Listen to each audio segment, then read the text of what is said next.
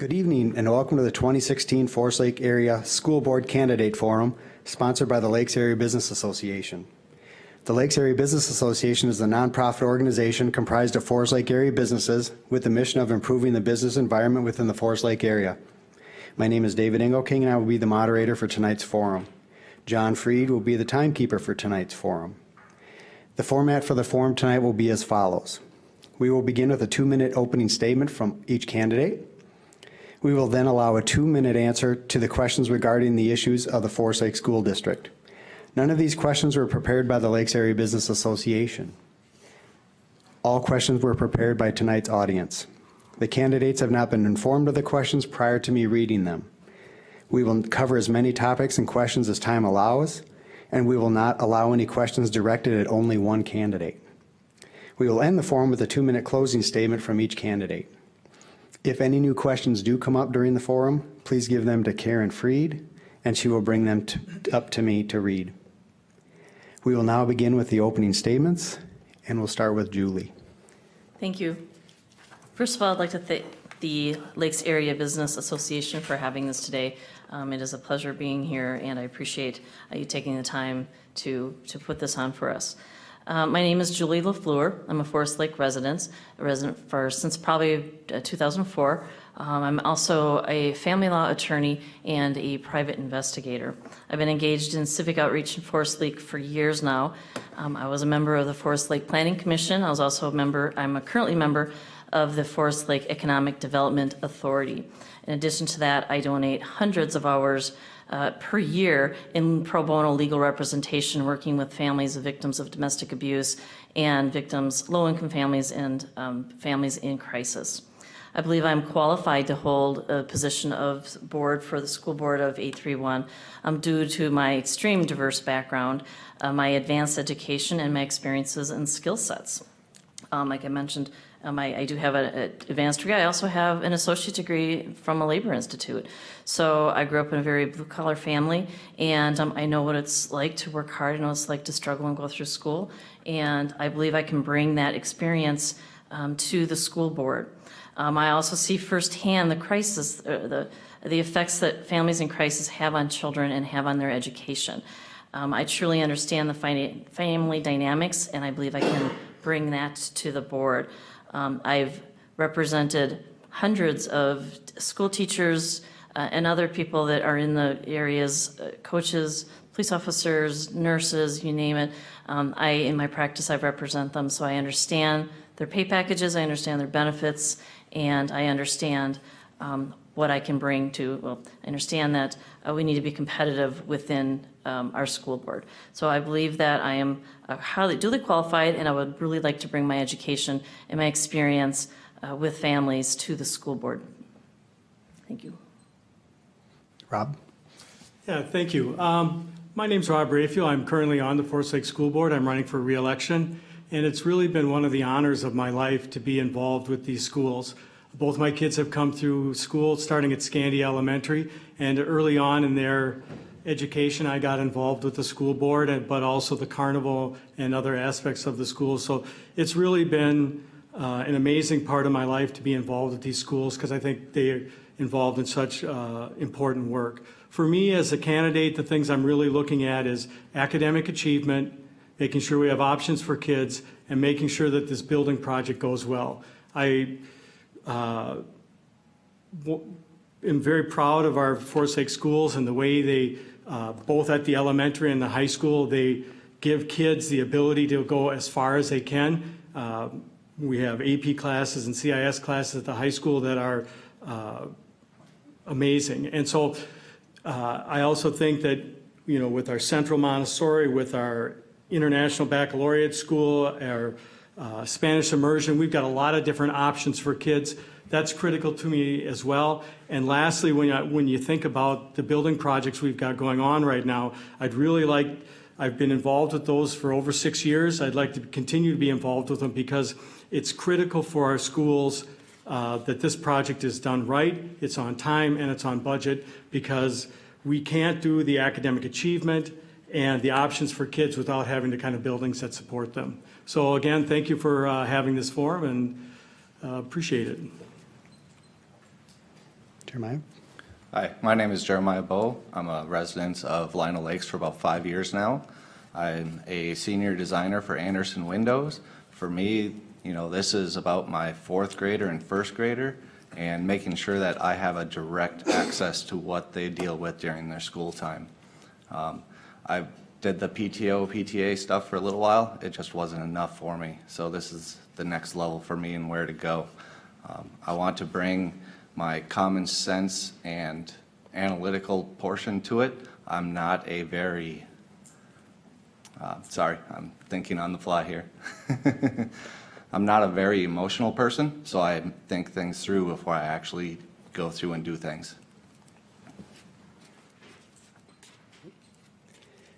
We'll start with the first question with Rob. What expertise do you have that you could bring to the school board? Thank you. I think I've been on the board for over 13 years, and I've been involved with the original strategic planning that then led into the bond, the facilities gap analysis. And I think that experience in guiding the school in a consistent way forward, that's the biggest part of the experience that I'd like to bring forward if I'm reelected. But also I'm a software engineer and I work in product development. And I think that part of working in product development means that you always have to be learning new technology as it comes forward. I work on embedded systems, so that means that it's new every 6 months. And so that ability to learn new things, to always be recreating yourself is something critical that our kids have to do as well. You can't just have them learn something in high school and have them suit them. Our kids have to be able to learn how to learn if they want to adapt in a modern workplace. And I think my experience as a software engineer suits me well to see how that works in our district. Jeremiah? I work in a team environment every single day. I work with engineers and project managers and outside vendors, and fitting in with a team format isn't going to be a big shift for me. I work with software every day. It changes every day. There's new challenges. You have to juggle things there. It wouldn't be any different than what the school board would propose. Julie? Thank you. First of all, I believe I can bring a level of leadership that have experienced over many different years. As mentioned, I understand relationship dynamics, family dynamics on all different levels. I actually wrote my thesis on relationship dynamics and domestic violence. I also understand the different needs of staff, teachers, and including our students. I think our students are going to be the needs and the ever-growing and the changing needs of our students and our kids these days is enormous, and it's an incredible burden on these kids, and I think we really need to be contemporary with that. I also have experience, as my other background would be contract negotiation, construction, collective bargaining, unions. We have several different unions that we deal with on a school board with the teachers and the staff and whatnot. So I believe I can bring some expertise and knowledge in that area to help keep our teachers here, keep them happy, keep our staff here, keep them happy, and as well as moving forward with the leadership. I think just a couple words would be, empathy. I think it can bring a strong empathy towards kids, and it's not just kids who are on the upper end and the AP end. I support that as much as I do the other kids that are struggling in other areas, as well as being contemporary, as what do we need today and what do we need tomorrow. I don't want to have to go to the public in another 10 years saying we need another $200 million because for facilities or whatever. I want to make sure that my construction background can bring forward that we are dealing with the bonds that we have today, dealing with the money right. And then that way, when we do get into a levy, we can address that and have full public participation from the standpoint. Because I believe that the school board was bestowed an incredible responsibility with the bonds, and I just want to make sure that that is followed through. Our next question, we'll start with Jeremiah. What are some of the best things the Foresight School District has done in the past couple of years? Let's see, they're open to an extent.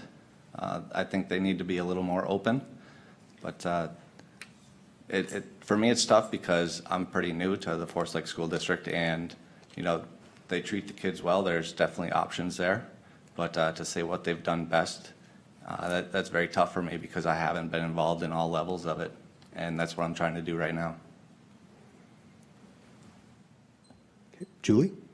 I think some of the things that the Forest Lake School District has done so far is to be able to keep some of their top employees. It's too bad that we did have to have some programs that were cut, some people that were cut, but I believe they have done a good job at maintaining the people that we do have and making them want to stay here. We want our teachers to continue to live in our community. We want them to continue to teach our children. And I think we do a really good job of hiring teachers that are invested in our students. They buy their own school supplies. They're on email constantly with teachers or with parents. They are dealing with the special needs of students that seem to be growing on a daily basis. So I think that's some of the few things that we've done well, is to deal with having some excellent teachers and addressing the children's special needs as we go forward.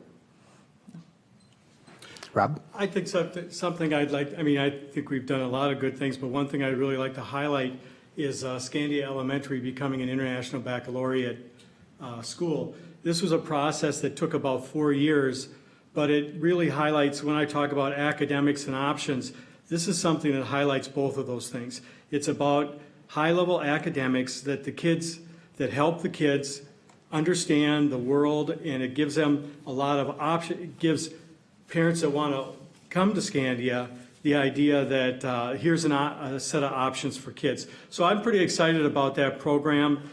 Principal Griman's done an amazing job there. The employees are all excited about it, and the kids just love it. And the reason I bring it up is because it's something we're doing all over the district. We're saying, how can we push ourselves harder? How do we add some extra value to the way we teach, to the way we do our normal reading and math and our normal studies?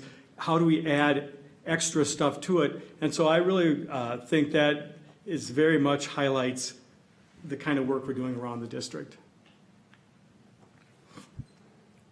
All right, our next question, we'll start with Julie.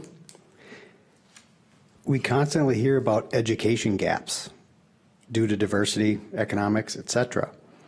What would you do to reduce the education gap in Forest Lake? Well, first of all, the gaps, when you're talking about diversity, we do have to take a look at our environment, our community, making sure that we are attracting families in all walks of life, all the way down to low-income housing, high-income housing, you name it. We need to attract families to our community on the fundamental basis that they want to live here and they can bring those families here.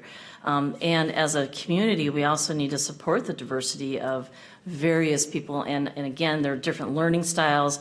And what can our schools offer that caters to the different diversity of our students? Because it's all over the place. It's not just, color, race, or gender. There's so many different things that make up diversity that we have to be aware of.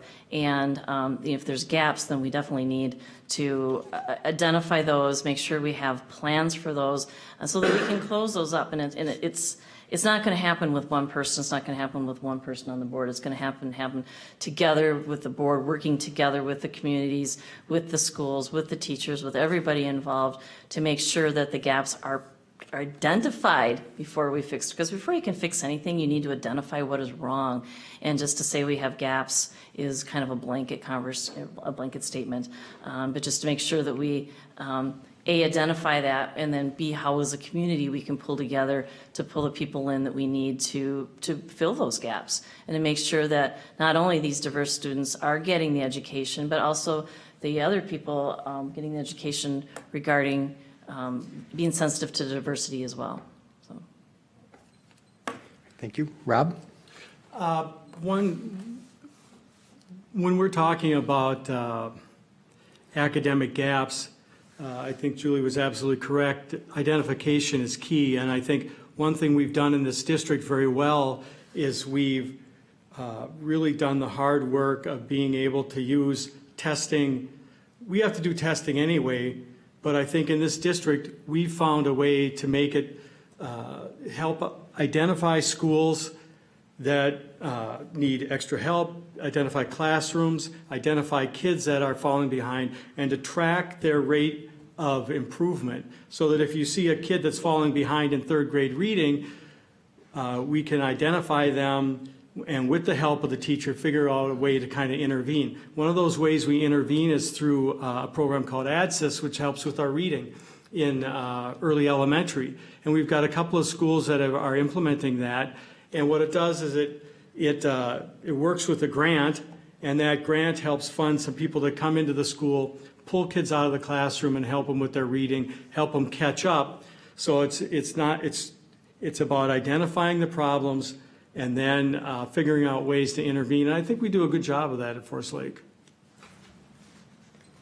Jeremiah? Well, first we have to figure out what type of learner these students are. We have to figure out if they're hands-on, if they're visual, or if they are a show me and then I will learn that way. Once we can determine how they learn, then we can have the teachers actually specifically teach that type of method to that child to help them eliminate any difficulty that they have while they're learning. All right, with our next question, we'll start with Rob. We're losing many of our young teachers to other districts. What would you do to keep good young teachers in the Forest Lake School District?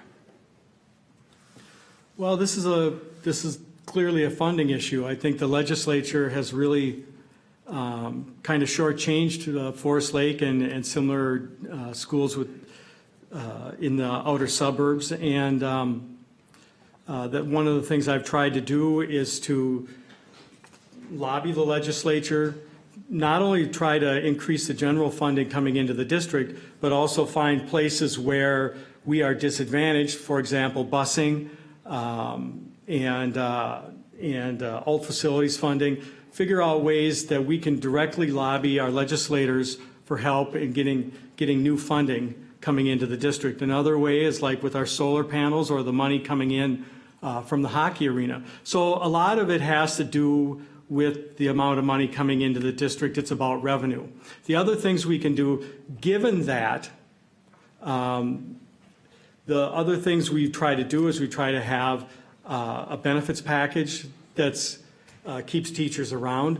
We also try to make an effort to treat people responsibly and make the schools feel like a big team and like everybody's on board. And lastly, we try to make sure that academically we are a top performing school. And I think that makes a big difference in keeping teachers here. When they see we're doing a great job academically, I think it really appeals to people's sense that they're in the right place. Okay, thank you. Jeremiah? That's a tough one to answer because, again, you don't know the root cause of why they're leaving. And they're not going to tell you why they left for the most part. You know, is it money? Is it a package of benefits? Is it the activities that are available in the community? Without really knowing that, it's really tough to say how you keep them here. Julie? I actually agree with that in order to address that issue, we really need to identify why are we losing these. I can speculate, and right now, like I said, I've divorced enough teachers, I've represented enough that pay is typically an issue. Benefit packages are typically an issue. There are some districts where the students, or the teachers are actually going towards VIVA or medical assistance because they just strictly can't afford their medical benefits that they're getting from their employers. And also, but does it match the passion of teaching? Teachers often go into it for a reason, and it's not for the money, but they have to have, most of them have a passion for their teaching. If there's something inside their environment where they're at right now that's crushing that passion, either it be the hierarchy of the school, the students, the parents, I guess I don't know until we're able to fill that in. But another part of it would be is, let's, again, attract good teachers, good young teachers to our community as a good place to live, a good place to grow, a good place to raise their own children, a good place to educate their own children while they become seasoned teachers here. So. Our next question will start with Jeremiah. Did you support the $143 million bond for the school district? Why or why not? I was actually undecided on that one, so I did not vote for it. For me, it was, if it passed, great. If it didn't pass, then they will try again. I think what really is overlooked here is the neglect and the lack of budgeting that the buildings are missing to keep up some of the facilities without having to do major overhauls on them. Julie? Thank you. I too was torn on the issue of the 143 million of the budget. I did not support the first time go around at the $200 million at what it was, whatever the exact number was before that. I felt it was too high, and I felt it was too big of a tax burden on all of our citizens. And I did support it at the ultimate end of it because it was for our kids, and I didn't know what was going to be coming around after that. So basically, and that's what also made me want to run for school board and want to get involved, was because I didn't like it. Because just because we vote for something doesn't mean that we're for it. And I want to make sure that moving forward, that the maintenance things that did get neglected, that were partly into this bond, don't get neglected. That we plan for the future, that we put money aside to know that we're going to have to redo this roof here, we're going to have to redo that there. And hopefully any future bonds will be to support really high-end computers or something that typically would bring us into a competitive edge with the school and not just maintaining it. So I was really torn, but we need our schools fixed. We need them operating and running. We need them safe. We need our staff safe. So at the end of the day, I didn't like it, but I did support it. Rob? I did support the bond. I worked on both bond committees. I also worked on the facilities gap analysis, where we went to every single school and worked with the principals and the custodians and the teachers to figure out where we were falling behind, where the schools were not supporting the kind of academics we wanted our kids to rise up to. And I think I really look at it like after we had lived in our house for about 20 years, we went around and we found a bunch of things that were going wrong with that house. Nothing out of the ordinary, but as a family, we had to repair that house and get it up to the way we were living today. We took out a home mortgage or a home improvement mortgage to do that. It wasn't out of the ordinary. A lot of people do that. That's the same thing we're doing with the school. We took a close look at what we needed in our buildings to move us forward academically. We figured out where things were old, where they were not meeting our needs, and then we put them down on paper and we put it to the public. The public said the price tag's too high. We came back with another campaign that split that amount between activities and the core of what we needed academically, and the public passed that bond. And what we're seeing today is we're seeing the new science wing being built. We're seeing new security at Forest View. We're seeing a lot of improvements. We're seeing the new parking lot. And over the next 4 years, we're going to see amazing improvements to this district. But it's not something that was easy. We had to fight hard for it. But in the end, I think the public's going to see, yeah, this was the right thing to do. We shouldn't have waited another year. And another point I want to make is that a boiler can cost $1 million to fix. You can't take $1 million out of your budget without laying off 40 teachers. So a bond is an appropriate way to fix a lot of these type of repairs that happen over a 20 or 30-year span. It's a very appropriate way. It's the way most public organizations do it, and it's the way we chose, and I think we made the right choice. Our next question, we will start with Julie. What bond issues do you see in the next 10 years, if any? Hopefully, we won't see anything other than possibly upgrades or updates to stuff that we can make us competitive as a school district. I believe this was a facilities bond. My concern is that we're probably going to be facing another levy with teachers' wages. So I believe we've got an issue, not necessarily a bond coming up, but it would be a levy for wages and that, but hopefully the bond that we have right now is going to carry out for a long time, get all of the repairs done that we need to get done now and the replacements, and that there shouldn't be anything within 5 years unless something catastrophic happens. Rob? We're going to be working on this bond for the next 4 years. I think it's going to put us in a good place for many, many years going forward. So I don't see any bond issues coming forward. I think Julie was correct in saying that a levy, a bond being used for building and permanent, bond for buildings, levy more for everyday expenses. I think when we look at all the districts around us, other than North Branch, I think we see that they spend quite a bit more as a community per student. So I think that's something we're going to have to be looking at moving forward, the idea of having a levy to kind of give our kids the same advantage as some of these other schools. But from a bonding perspective, I think we're going to be good for a while. Jeremiah? I think since the activities bond failed this last time, there will be a push to do that as the fields in that deteriorate some more. Okay, our next question, we'll start with Rob. The Stillwater Public Schools plan to close 3 elementary schools very close to our borders.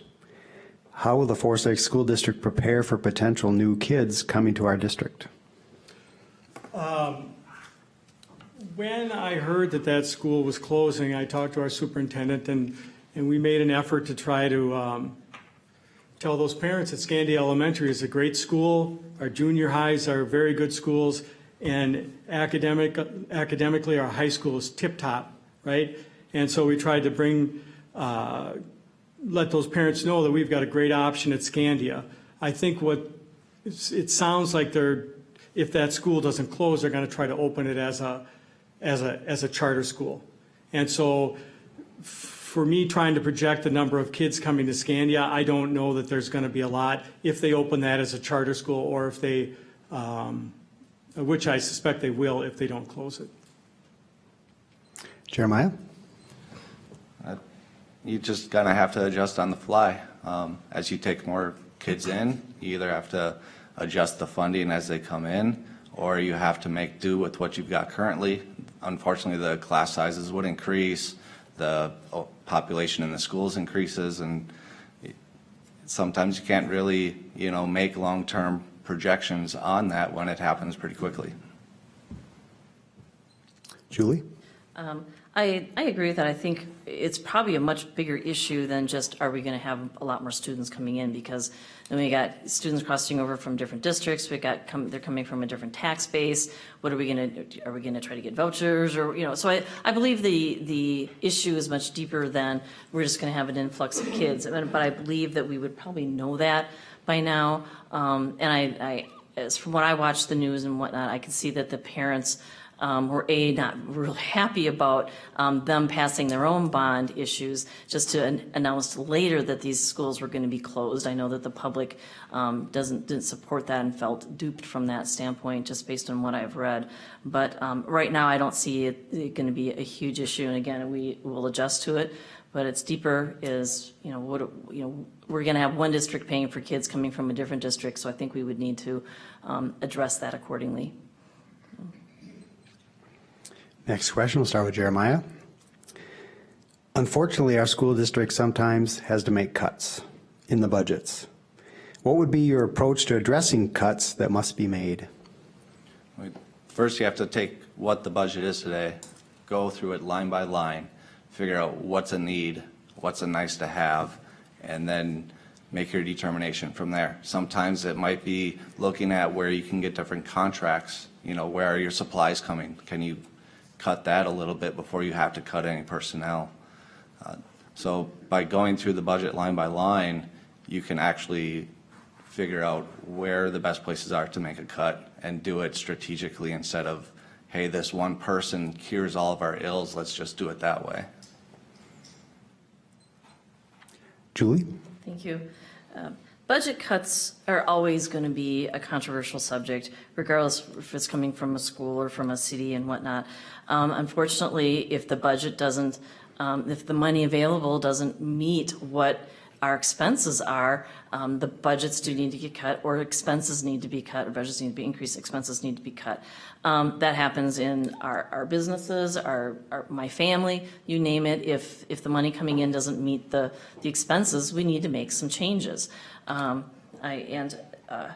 I think that's what would be, it's important that we have a diverse board, a diverse school board, to make sure that all aspects are being considered, that we do have perspectives from all different kinds of people, all different kinds of experiences going into it before we make any cuts, to make sure that it's not just one swipe, one fits all, or that, again, I agree with on a line-by-line budget, but there are times where it has to be done.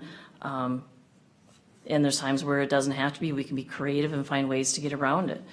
Just like Wyoming Elementary School, when they put in the new school playground equipment. It was not in their budget. They needed it. They figured it out, and they got it worked out, and they all worked very hard. And they're very proud of what they've done. So I believe there's alternatives to a lot of different cuts. Sometimes you just need to put your heads together, and having a diverse board will help do that, to make sure that all aspects are considered and all perspectives are respected. Rob? Yeah, I just want to kind of follow up the previous question. One thing I did want to say is that Scandia Elementary currently has around 350 students, but it has a capacity of more like 550. So that any students, I want to tell any parents out there, if you want to come to Scandia, please do. It's a great school. We'll welcome you, and you'll have a great experience there. As far as budget cuts are concerned, 80% of our budget is employees. And so that when you're doing budget cuts, if they cut deeply, then it does affect employees, unfortunately. Budget cuts tend to come in two different places. One place is the state shortchanges us, and we've been seeing that, but we're also seeing demographic change in this district that's causing the number of students to kind of decline over time. And in those sorts of cases, one of the ways you can make cuts is to try to recognize that, yes, we have less students and we have to adjust where our employees are at. And it's always tough. We, as a district, have never been an overspending district, and we've been making cuts for years. And so any cuts we're seeing now do cut close to the bone, so it's a very difficult situation. The one thing that I think is kind of proven out by the facilities bond is that we're 100% committed to our elementary schools in our communities, because we feel that those elementary schools are really the hearts of their community, so that we don't never want to see that kind of thing that Stillwater's doing, trying to save money, trying to organize things where they cut an elementary school. We do not want that at all. And so that I would just say that I think the bond proposal shows that we're 100% committed to those elementaries. Thank you. Next question, we'll start with Julie. Do you support the calendar changes for the 2017-2018 school year? I believe that the board considered all of the ramifications of that, and I do support that. I understand construction and construction deadlines and projects very well. I know that the majority of projects need to get done during the summer, and sometimes these construction people don't even have a summer because they're working all the time to get these schools done.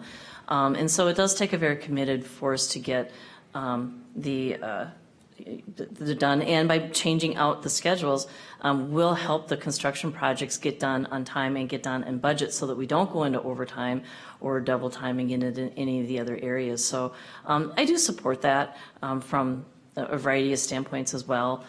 From a family law standpoint, our families are dealing with changes in school boards, and we've got changes in daycare, we've got some changes in other things that go on.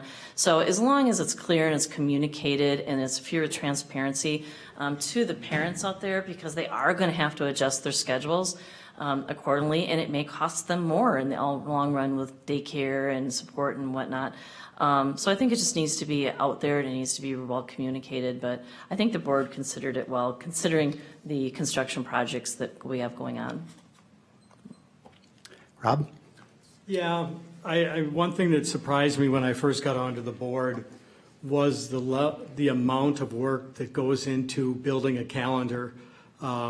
You have principals, you have administration, you have some of the teachers group all working together because it's complicated with your testing schedules and vacations and just cultural issues as well. I mean, it's a very complicated procedure, and I always congratulate our superintendent when she comes to the board with a proposal.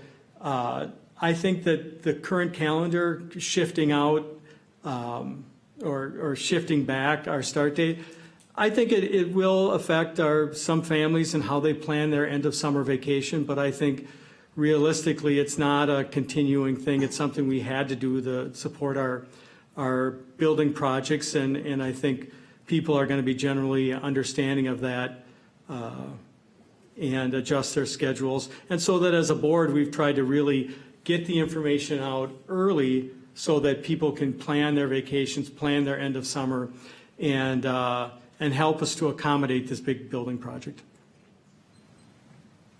Jeremiah? I believe there was enough time given beforehand to actually allow everybody to adjust, so I have no issues with the calendar change. Our next question, we'll start with Rob. Do you support possibly raising taxes to pay for any budget deficits? Well, that's generally referred to as a levy.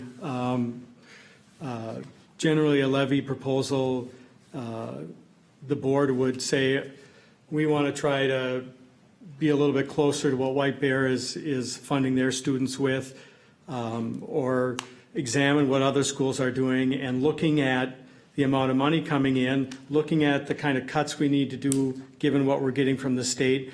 And if you want to raise revenue, that the place you raise revenue through a levy is from your local community. And I've fought for levies in the past, and so yes, I've fought for higher taxes.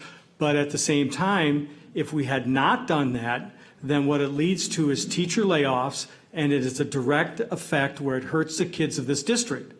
So I think when we talk as school board members or as a community, we always have to keep in our minds that this is about adding value for our kids, giving our kids a great education so that when they leave these schools, that they're prepared. And they're not just, we're not in a bubble. We're competing with all the schools around us. And so that when they're doing their college applications, they need to be able to put down the high academics and the ACT scores that they've done at this school, because they're competing with everybody around us. So that when we fall far behind with our levies, it hurts our kids.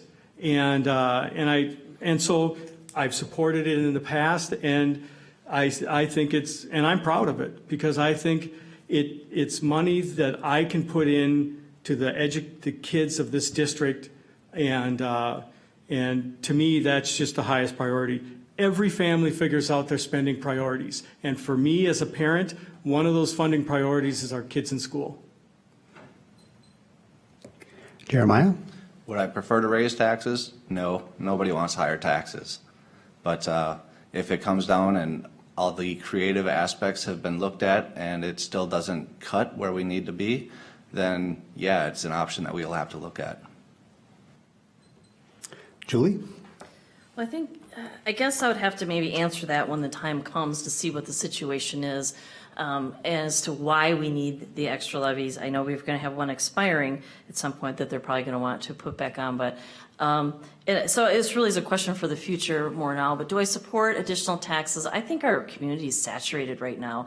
I think our property owners, our business owners have had enough of the additional taxes for all these good reasons. And you could have all these wonderful reasons all day long, but at the end of the day, if those of us out in the community can't afford it, we can't afford it. So we're saying, I think if we listen to our communities to say we can't afford this, that means you can't afford that. What can we do to be different? How can we be creative to help alleviate that? So it's really more of a question for the future, and I would answer that a little more detailed if I knew exactly what it was for and why it was being asked for. But as it stands right now, I think our tax base is saturated, and I would really need to convince them for a good reason to increase that. All right, I have some more questions here. A lot of these are very similar to the other ones. Do we want to continue on, or should we allow for 25-minute closing statements? 30.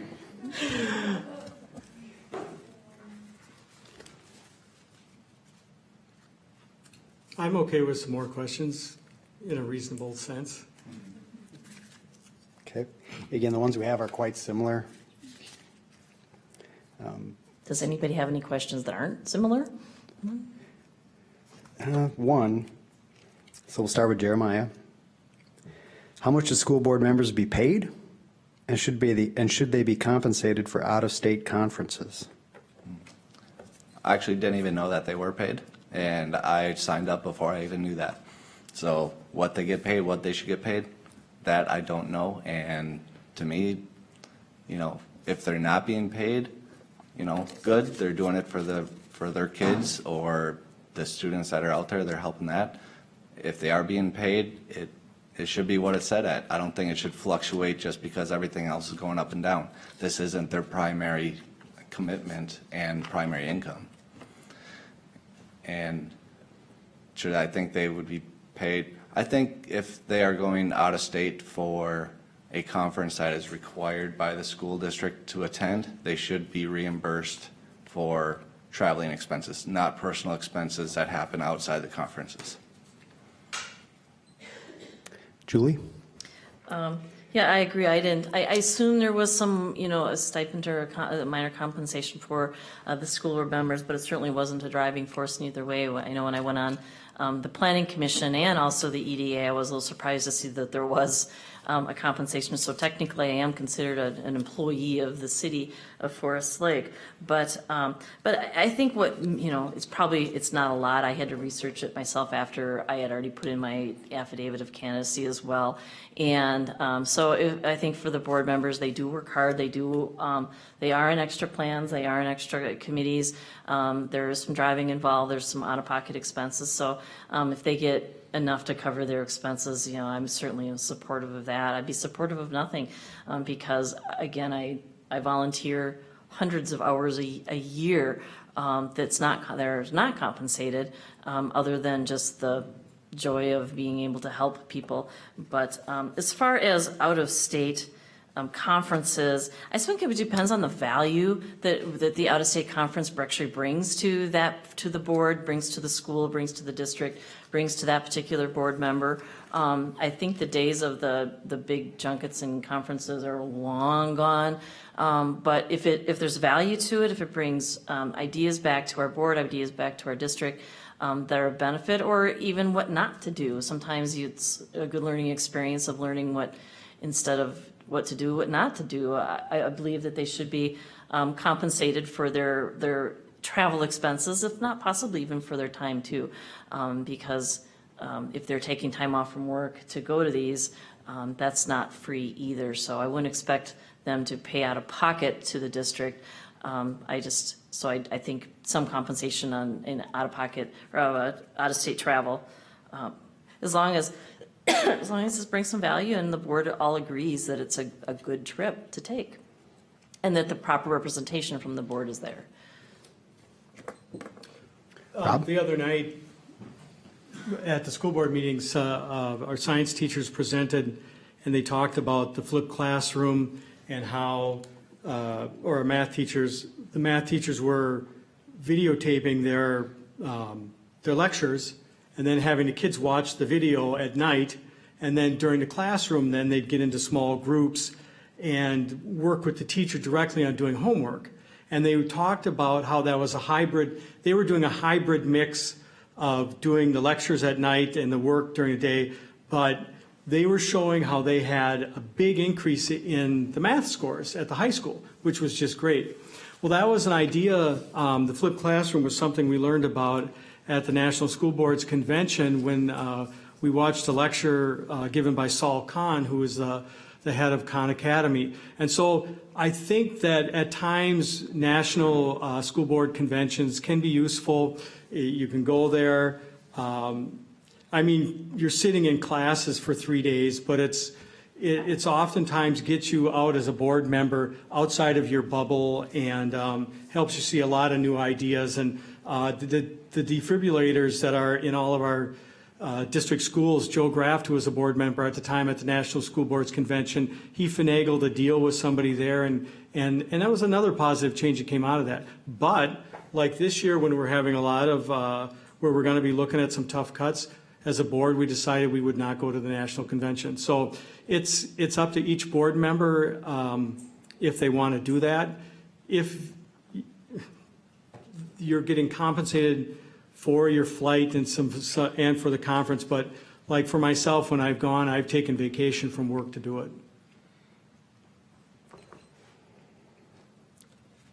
So I think the last question we're going to ask is one that I typically do ask at the end of all these. And I haven't done this for a while, but I now hold in my hand the last question. And we'll start with Julie. Uh-oh. How do you differentiate yourself from your opponents? Well, I differentiate myself from many of my opponents because they're not here today. So I thank you for the two that are here for that. I believe that I bring some new blood to the board, bring some new ideas, some experience with deeper into the families, deeper into the family dynamics that I have experience with every single day. Unfortunately, as I was packing up today, to leave work, I got a frantic call. A client now coming in the morning came home, and his spouse and 10-year-old child have left the state. And then we have a child who's now in a state of flux and panic, and we probably have a whole family in a state of panic. And I'm going to stay up all night working on these papers so that we can get that child back to Minnesota, hopefully tomorrow, maybe even the next day.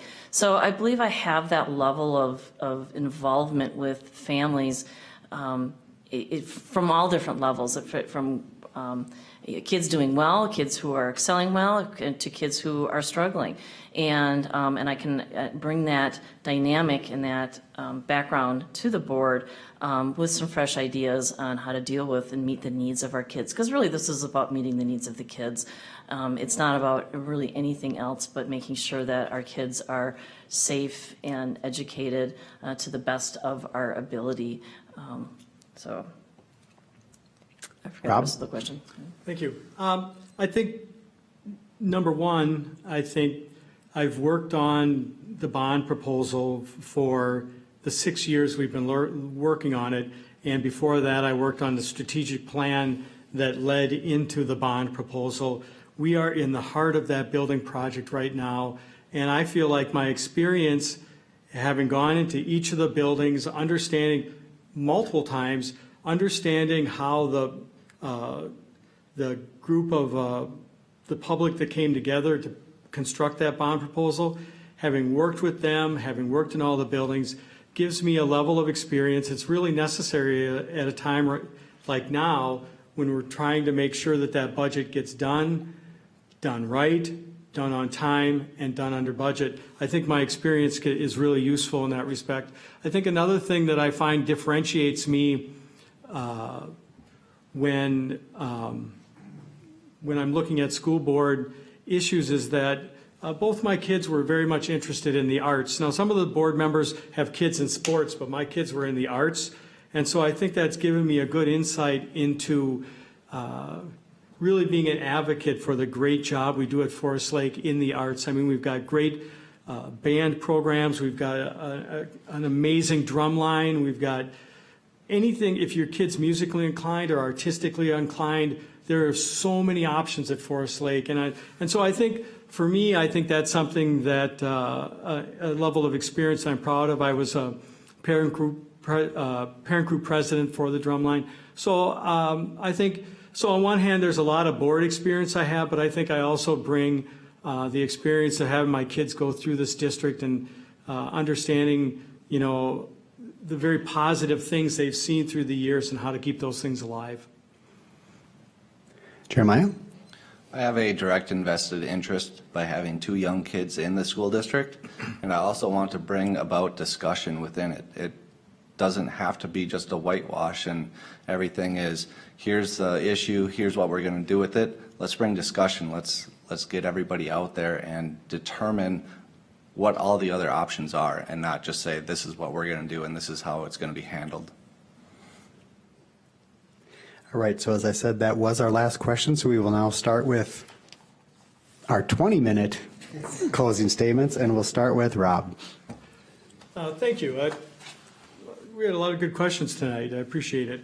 I think for me, one thing I want to try to get across to people is that when we were looking at the bond proposal, we brought in a bunch of members of the public, and then when the members of the public came up with the idea of closing Central, moving 7 and 8 to Century, moving the 9th graders to the high school, and it was really a great process. It's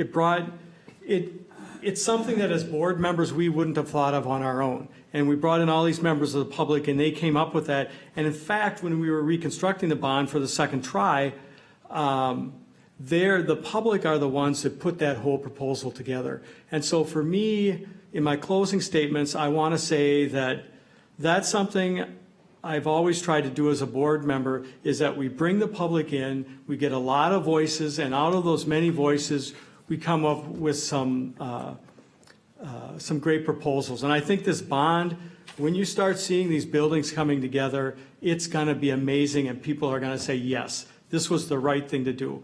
So as a board member, I keep talking about that bond because I'm so proud of it. All the work we put into it, getting it figured out, figuring out a way to move it forward, getting the bond committee, the great work that the bond committee did to get it done. It's a real feather in our cap for this district, and I'm really proud of it. So for me, as I said when I opened up, this has been the honor of my life to be involved with these schools, and to not only watch my kids move through them, but to watch all these other kids and be a part of their lives, and then on graduation day to shake their hand and give them their diploma after watching them through the years. It's, like I said, it's just the honor of a lifetime. And so I'm running for re-election, and I very much appreciate your vote. Jeremiah? Well, the bond has passed, and there's nothing we can do to change that, but what we can do is make sure that what is being spent is spent where it's supposed to be spent, and make sure that the money isn't being shifted to other areas. It's probably unlikely, but the next time you have a levy, if you do this one, a bond, if you do this one really, really well, it makes it very much easier through the community to get another one to go through. So that's why I want to see a very deep level look and make it transparent to everybody and put it out there, what's being spent, what's already done, the completion percentage of the project, and make it visible to the public, because right now it's not. It's buried. They have a weekly update, but they're behind by about a month on the construction schedule. And it's very high level stuff that's out there. You don't get the deep dive that I would like to see. Julie? Thank you. Again, thank you for having us here today. I agree that the bond is a done deal, and it needs to be handled right, it needs to be done right, it needs to be presented right to the community. There needs to be complete transparency on how we're doing this, and it needs to be held on a responsible matter. Again, these are for our kids, and I hope we do have some shining glories when all of the construction is done, and create an environment for our kids to do well, our teachers to do well, our staff to do well, so that we aren't facing cuts or facing of the other things. Basically, my closing statement is I would appreciate your vote onto the school board. Again, I'm part of the current Economic Development Authority, and I previously of the Planning and Zoning Commission. I believe I'm in tune with Forest Lake and the community, the surrounding areas, what their needs are and what their what their opinions are. I am also, I didn't mention, I'm a former reserve police officer, so I'm in tune with teenagers and what they're dealing with the standpoint of drugs and crime and all those other issues to get, to address those programs. And again, dealing with, I've donated hundreds of hours to victims of domestic abuse, as well as my extensive experience with contracts, construction, unions, collective bargaining in those areas. I'm a former manager of West Publishing. I managed a multi-million-dollar department. I believe I can help manage a multi-million-dollar school board and school district, and could do with that. And getting back to the kind of the what differentiates us or me with the other ones, the other kind of is.